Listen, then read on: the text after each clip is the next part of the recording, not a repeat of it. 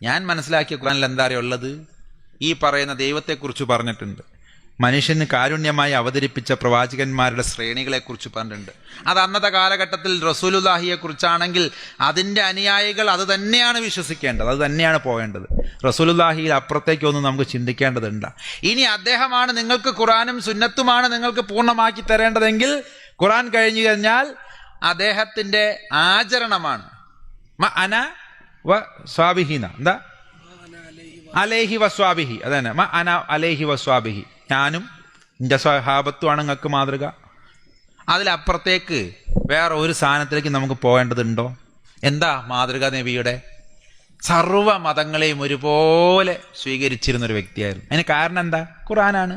അങ്ങനെ ഖുർആൻ പറഞ്ഞതിൽ അതിലപ്പുറത്തേക്ക് നബിക്ക് എന്തെങ്കിലും പറയാനുണ്ടോ? പറയാൻ പാടില്ലല്ലോ. അദ്ദേഹത്തിൻ്റെ അഭിപ്രായം പറയാനല്ലല്ലോ ഇങ്ങോട്ട് വിട്ടിരിക്കുന്നത്, അല്ലേ? ഒരാൾ ദൂതനായി വരിക വെച്ചാൽ അതിൻ്റെ അർത്ഥം എന്താ? ഞാൻ ഇന്ത്യ ഗവൺമെൻറ് ദൂതനാച്ചാൽ ഇന്ത്യ ഗവൺമെൻറ് എന്താണോ പറഞ്ഞു വിട്ടത് അത് പറഞ്ഞു കൊടുക്കുക, അല്ലാതെ പാകിസ്ഥാൻ ഗവൺമെൻറ് പറയണത് ശരിയല്ല. അത് നല്ലതാണെങ്കിലും. അപ്പം അദ്ദേഹം നമ്മുടെ അള്ളാഹുവിൻ്റെ ദൂതനാണെങ്കിൽ അദ്ദേഹം ഏത് ഗ്രന്ഥത്തിനനുസരിച്ച് അല്ലെങ്കിൽ ഏത് വഹയ്ക്കനുസരിച്ച് ജീവിക്കണം? അൽ ഫുർഖാൻ, ഫുർഖാനുൽ അലീം, ഫുർഖാനുൽ കരീം ഒക്കെ പറയുന്ന ആ വെളിപാട് ആ ദാലിക്കൽ കിതാബിനനുസരിച്ച് പോകണം. എന്താ? സൂറത്തുൽ ബഖറ ദാലിക്കൽ കിതാബ് തുടങ്ങുന്ന അധ്യായം. ഇന്നല്ലദീന ആമനു വല്ലദീന ഹാദു വന്നസാറ വസ്വാബീന മൻ ആമന ബില്ലാഹി വൽ യൗമിൽ ആഖിർ ഫലാഹും അജ്റഹും ഇൻദ റബ്ബിഹിം വഅമില സ്വാലിഹീൻ ല ഫലാഹും അജ്റഹും ഇൻദ റബ്ബിഹിം ലാ ഖൗഫുൻ അലൈഹിം. എന്താ? ഇന്നല്ലദീന ആമനു, വിശ്വസിച്ചവനാകട്ടെ, വല്ലദീന ഹാദു, യഹൂദനാകട്ടെ, വന്നസാറ, നസ്രാണിയാകട്ടെ, സ്വാബീന, സ്വാബിയന്മാർ എന്ന് പറഞ്ഞാലേ അന്ന് കാലത്ത് അവിടെയുള്ള ബാക്കി അൽക്കുൽത്ത് ജാതികൾ, ഇവിടെ ഇന്ത്യ ആകുമ്പോൾ ഞങ്ങളെപ്പോലുള്ള അൽക്കുൽത്തുകളൊക്കെ അതിൽ പെടുന്ന കൂട്ടാം, അല്ലേ? നമ്മളതിൽ മതി. അങ്ങനെയുള്ളവരും ആയിക്കോട്ടെ എന്നാ പറഞ്ഞ. അങ്ങനെയുള്ളവരാണെങ്കിൽ പോലും ഒരു വ്യത്യാസവും എൻ്റെ ഖുർആനിൽ ഞാൻ കാണുന്നില്ല. എന്താ പറഞ്ഞിരിക്കുന്നത്? ദൈവത്തിൽ വിശ്വസിക്കുക. പിന്നെയോ വിശ്വാസം ദൈവം ഉള്ളതുകൊണ്ടാണ് ഞാൻ നിങ്ങളൊക്കെ ഒന്നിച്ചിരിക്കുന്നത്. അല്ലെങ്കിൽ ഇപ്പം നമ്മൾ തമ്മിലൂടെ വരേണ്ട കാര്യമൊന്നുമില്ല. ഞാൻ ഈ വേദി പങ്കിടൂല വിശ്വാസം ഇല്ലെങ്കിൽ. ദൈവം എന്ന് പറയുന്നൊരു വികാരം എനിക്കുണ്ട് കേട്ടോ. മാത്രമല്ല എനിക്കത് വലിയ സന്തോഷമാണ്. കാരണം കിടന്നുറങ്ങുമ്പോഴൊരു സന്തോഷം, അല്ലെങ്കിൽ ഈ ധൈര്യമാണ് പഠിച്ചുകൊണ്ട് എന്നുള്ളൊരു തോന്നൽ. വളരെ സിമ്പിളാണ്. അത് തെറ്റേക്കാരം, പക്ഷെ എന്തോ എനിക്ക് ഉപകാരം ഉണ്ടാവും വിശ്വാസം കൊണ്ട്. അപ്പോൾ ദൈവം ഉണ്ട് എന്നൊക്കെ പറയുമ്പോൾ ഇങ്ങനെ ഉറക്കം പോകുമ്പോണ്ടല്ലോ, ചാകാതെ ദൈവം കാത്തോളും, അല്ലെങ്കിൽ ഇന്ന അങ്ങനെ ബുദ്ധിമുട്ടിലേക്കൊന്നും എത്തിക്കൂല ദൈവമേ എന്ന് പറഞ്ഞ് വിളിച്ച് കിടന്നുറങ്ങുമ്പോൾ ഒരു സന്തോഷമുണ്ട്. ആ സന്തോഷത്തിലാണ് ഞാൻ ജീവിക്കണത്. അല്ലാതെ ശാസ്ത്രീയമായിട്ടൊന്നും ഞാൻ തെളിയിക്കാൻ പോയിട്ടില്ല. അത് അറിയിക്കേണ്ട കാര്യമില്ല. ഞാൻ എൻ്റെ ബാപ്പാൻ്റെ DNA ടെസ്റ്റ് കൊടുത്തിട്ടില്ല, എന്നിട്ടല്ല ഞാൻ ബാപ്പാന്ന് വിളിച്ചത്. നിങ്ങളെ ബാപ്പാരെയൊക്കെ DNA ടെസ്റ്റ് ശാസ്ത്രീയമായതിനു ശേഷമാണോ അച്ഛ എന്നൊക്കെ വിളിച്ചത്? ഞാനല്ല. പക്ഷെ ഇന്ന് കുറെ ആൾക്കാരതാ പറയണത് ഇത് യുക്തിപരമായിരിക്കണം, ശാസ്ത്രീയമായിരിക്കണം മതം. എന്ത് ശാസ്ത്രീയത മതത്തിൽ വേണ്ടി?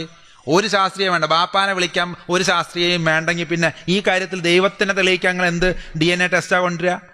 ഇനി കൊണ്ടുവന്നിട്ടാണെങ്കിലും അങ്ങനെ ആവശ്യമില്ലാന്ന് എനിക്കതൊന്നും വേണ്ട. അല്ലാതെ തന്നെ ദൈവത്തിന് വിശ്വാസം. അപ്പൊ ദൈവത്തിൽ വിശ്വസിക്കുക, ഖുർആന്റെ ഒന്നാമത്തെ. രണ്ടാമത്തതോ, ദൈവത്തിൽ വിശ്വാസം മാത്രം പോരാ. യേശുക്രിസ്തുവും പറയുന്നുണ്ട്, യേശുക്രിസ്തുവിന്റെ അടിസ്ഥാനം അതാണ്.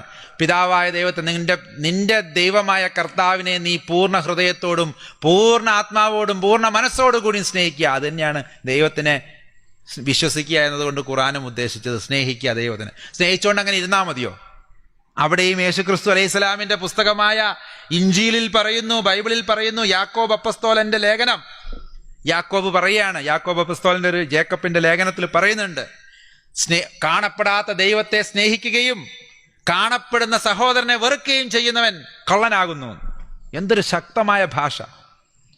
ദൈവത്തെ, കാണപ്പെടാത്ത ദൈവത്തെ സ്നേഹിച്ചുകൊണ്ട് നടക്കുക, കാണപ്പെടുന്ന സഹോദരനെ വെറുക്കുകയും ചെയ്തു കഴിഞ്ഞാൽ അവൻ കള്ളനാകുന്നു എന്ന് ഈസാ നബി അലൈഹി സ്വലാമിന്റെ ശിഷ്യൻ യാക്കോബ് അപ്പസ്തോലൻ. ഇത് തന്നെയാണ് ഈ വാചകത്തിലും പറയുന്നത്. ദൈവത്തിൽ വിശ്വസിക്കുക, ആഖിറിൽ വിശ്വസിക്കുക. അതൊരു വിശ്വാസത്തിന്റെ കാര്യമാണ്. രണ്ടാമത്തോ വഅമില സ്വാലിഹീൻ. അവിടെയാണ് ഇതിന്റെ താക്കോല്, പാസ്വേഡ് കിടക്കുന്നത്. എന്താണ് ആ പാസ്വേഡ്? അമലുകള്, സ്വാലിഹ്, ഈ വാക്കുകളൊക്കെ ഒന്ന് ചിന്തിക്കുക. നല്ല സ്വീകരിക്കപ്പെടുന്ന അമലുകളാണ്, അല്ലെ? സ്വീകരിക്കപ്പെടുന്ന, അല്ല എന്തെങ്കിലും ചെയ്തുകൊണ്ട്. ഞാൻ ഇപ്പൊ കള്ളു കുടിക്കാൻ ഒരാൾക്ക് സൗകര്യം ചെയ്തു കൊടുത്തു, ഒരു സഹായമാണ്, അമൽ തന്നെയാണ്, അല്ലേ? അല്ലെങ്കിൽ വ്യഭിചരിക്കാൻ സഹായം ചെയ്തു കൊടുത്തു, കൊട ചൂടിക്കൊടുത്തു, അല്ലെങ്കിൽ സെലോ ടേപ്പിന്റെ മറവാക്കി കൊടുത്തു, അതും സഹായം തന്നെയാണ്, മനുഷ്യന് വേണ്ടുന്ന കാര്യം തന്നെയല്ലേ ഇപ്പൊ. പക്ഷെ അത് സ്വീകരിക്കപ്പെട്ട നന്മകളല്ല.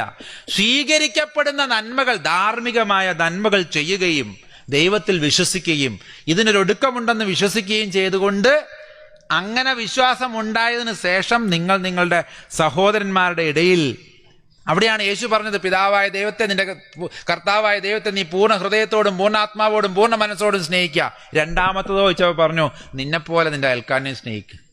അതെങ്ങനെയാ പറഞ്ഞത്? എനിക്ക് എന്നോട് എത്രത്തോളം സ്നേഹമുണ്ടോ അത്രത്തോളം ആഗ്രഹം മറ്റുള്ളവർക്കും കൂടി വേണം. എനിക്കൊരു സീറ്റ് കിട്ടിയാൽ ഞാനും ചിന്തിക്കണം, മറ്റൊരാൾക്ക് സീറ്റ് കിട്ടിയാൽ തിരക്കടൊന്നുമില്ല. എന്നെക്കാട്ടിലും ബുദ്ധിമുട്ടുള്ള ഒരാളെ കാണുമ്പോൾ എനിക്ക് ആ സീറ്റ് ഒഴിഞ്ഞു കൊടുക്കാം. ദൈവമേ, ഈ പ്രായത്തിൽ എനിക്ക് സീറ്റ് കിട്ടണ്ടേ, ഞാൻ എന്തെങ്കിലുമൊക്കെ ഒന്ന് ചെയ്യണ്ടേ. ത്യാഗം ഇവിടെയാണ്. ഇന്നല്ലദീനാമനു വിശ്വസിച്ചവനോ യഹൂദനോ നസ്രാണിയോ സാബിയന്മാരിലോ ആരും തന്നെ ആവട്ടെ, ഇനി എന്താ പറഞ്ഞിരിക്കുന്നത്? ഫലാഹും അജ്റഹും മിൻദ റബ്ബിഹിം, അവരുടെ റബ്ബിൽ നിന്ന് അവർക്ക് നിശ്ചയമായും പ്രതിഫലമുണ്ട്. ആർക്ക്? ഈ സാബിയന്മാരെന്ന് പറയുന്ന അൽക്കുലത്തിൽപ്പെട്ട ഞങ്ങൾക്കുണ്ട്, അല്ലേ? ഉണ്ടാവണം, അല്ലെങ്കിൽ ഖുറാൻ തെറ്റി. ദേതാച്ചങ്ങൾ തീരുമാനിച്ചാൽ മതി. ഞാൻ തീരുമാനിച്ചത് ഖുറാൻ തെറ്റൂല എന്നാണ്. ആ വാഗ്ദാനം തെറ്റാതിരിക്കട്ടെ. ആമീൻ. അല്ലാഹുമ്മ തൗഫീഖ് ചെയ്യട്ടല്ലേ. അങ്ങനെയല്ലേ പറയാൻ പറ്റുള്ളൂ.